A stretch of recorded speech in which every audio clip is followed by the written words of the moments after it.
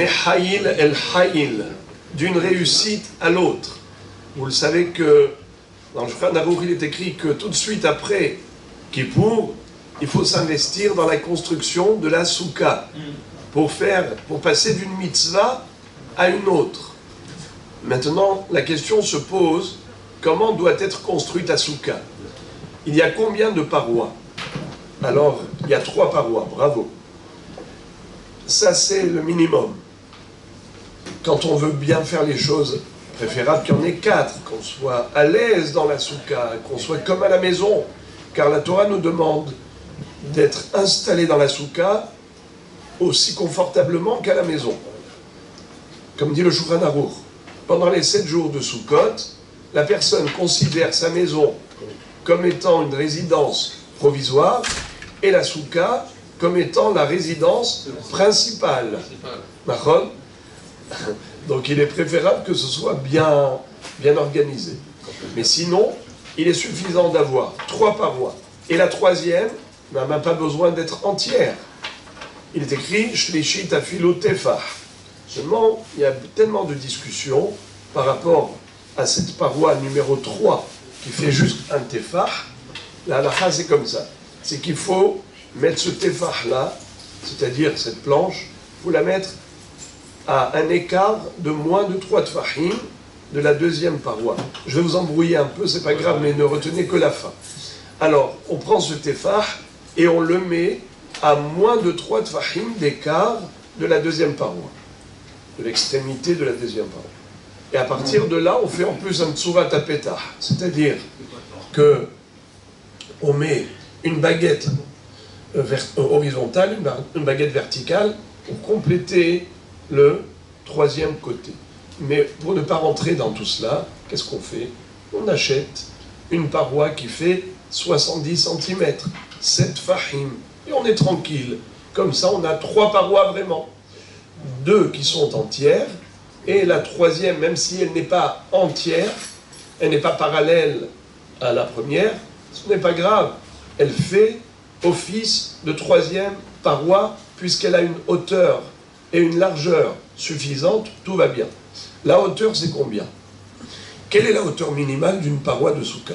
C'est 10 tefahim. Un tefah, c'est un point. Combien c'est un point?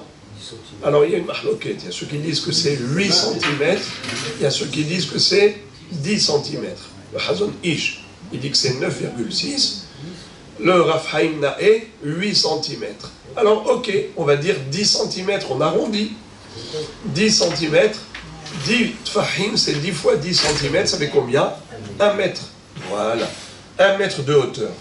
Alors les amis, est-ce qu'on a besoin que les parois de la soukha touchent le skar? Réponse, non.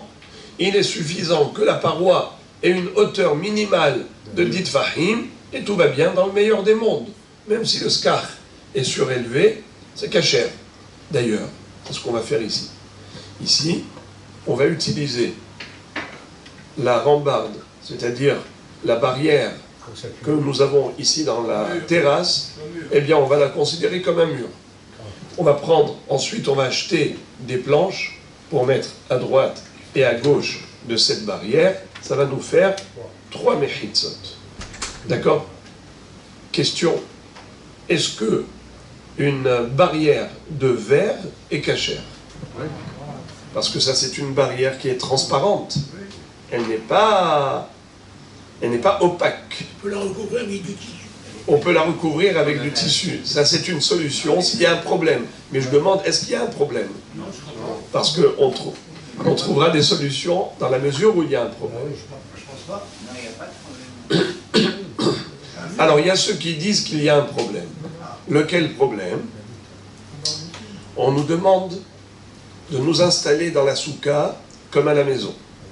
Est-ce qu'à la maison, vous aimez être vu par les voisins? Non. À la maison, on met des rideaux dans les fenêtres. Pourquoi on met les rideaux? Parce qu'on ne veut pas être vu.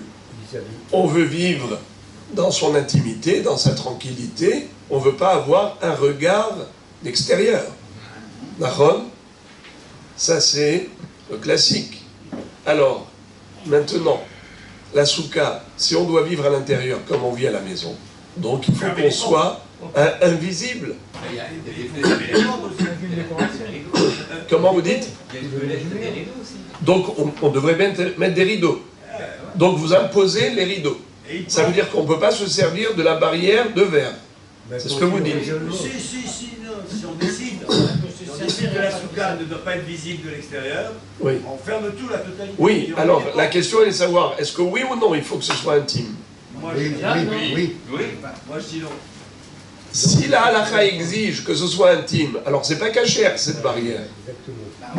Si on n'a pas besoin, ça n'a pas besoin d'être intime, alors c'est cachère. Alors la question elle est là. Mais il faut répondre par oui ou par non. Il y en a un qui dit oui, il y en a un qui dit non. C'est comme ça. Mais c'est vrai. Alors Behemet, ça n'a pas besoin d'être hermétique. Pourquoi? Parce que vous voyez par exemple déjà ce par quoi j'ai commencé. Est-ce qu'une mechitza, un dauphin, ce qu'on appelle une paroi, est-ce que ça a besoin d'arriver jusqu'au scar? Non. Ça peut s'arrêter, on a dit, à 1 mètre. Eh bien, au-delà d'1 mètre, tout le monde voit ce qui se passe. Donc, primo, première preuve.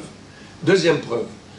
Est-ce qu'une mechitza qui est faite rien qu'avec des roseaux, qui sont à moins de 3 tfahim d'écart, est-ce qu'elle est cachère?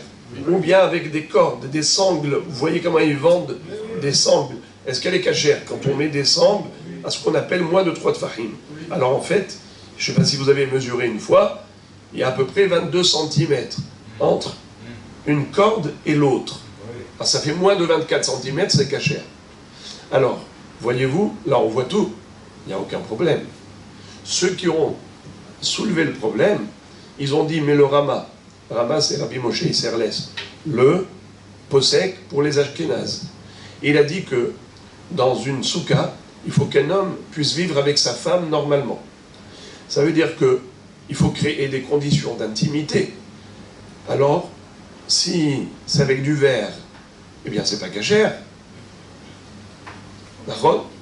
Mais en réalité, il y a ceux qui disent qu'on ne se base pas là-dessus pour la cacheroute de la soukha. On ne se base pas sur la vie d'un couple, on se base sur la vie de tout le monde, même un célibataire. C'est-à-dire que la soukha, elle est cachère, même si elle est transparente, même s'il n'y a que des roseaux ou un grillage. Un grillage. Donc on voit tout au travers du grillage. Pas besoin que ce soit hermétique. Étant donné que ça n'a pas besoin d'être hermétique, eh bien, puisque la halakha nous dit clairement dans le Shulchan Aruch que tous les matériaux sont valables pour la cacheroute de la mitzvah, eh bien, même une barrière de verre est cachère.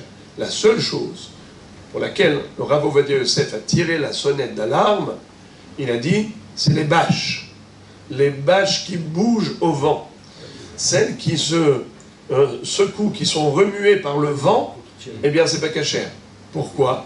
Car une mechitza, il faut qu'elle puisse tenir devant le vent, qu'elle puisse tenir au vent, et qu'elle reste rigide.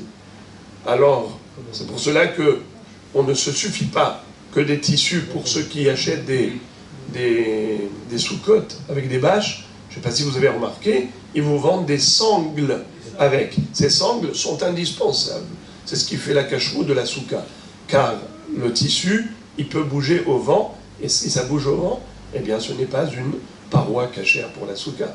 Voilà quelques idées concernant la construction de la soukha. Donc ici, Be'ezrat Hashem, vous aurez une soukha super aérée, une soukha d'été, parce que vous aurez une hauteur de la soukha, juste une barrière de verre.